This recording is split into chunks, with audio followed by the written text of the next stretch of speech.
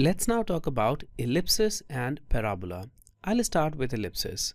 So we have the ellipse tool right here, and if you click this arrow right beside this, you will see the partial ellipse and parabola.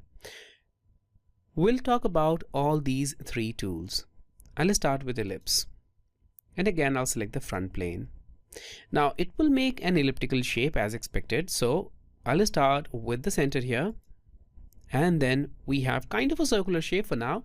So I'll just click here and then I'll move my cursor. And now you just need to click on the second point. And we have an ellipse with major axis, which is this, the longer one, and the minor axis, which is this, the shorter one. Let's press escape key. Now, if you want to add constraints or the smart dimensions here, just go to smart dimension, click on these points, and then you can add the dimensions and then modify it. For example, I'll make it 50. And then maybe I'll add one here and I'll make it 100. There we have it. Now let's go to the second one. This is just kind of like elliptical arc. So I'll start with the center again, and then we have the ellipse. So the first thing is you need to make this ellipse. So here I'll just click close to this point, and now right here at the point where I clicked, it will start making this arc.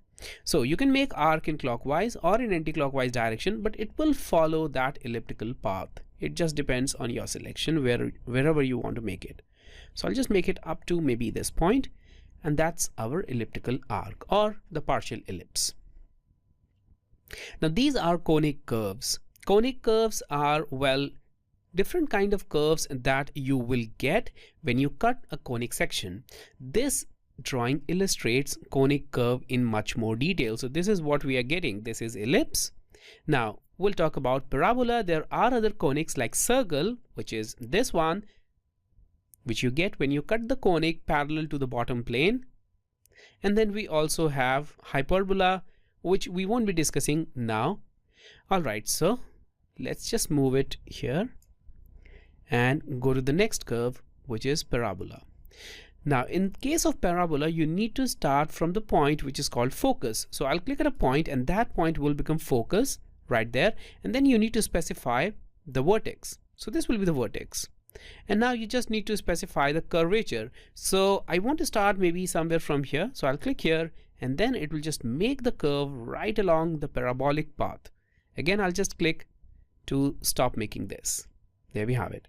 Now you also have the control points, and these are the control points which you can use to again dimension this. So if you want to add the smart dimension, you can add one between these 2 points. That's between vertex and focus. Let's make it 40. There we have it. If you want to make it perfectly vertical, you can just select both of these, and in order to select these, you need to press and hold your control key.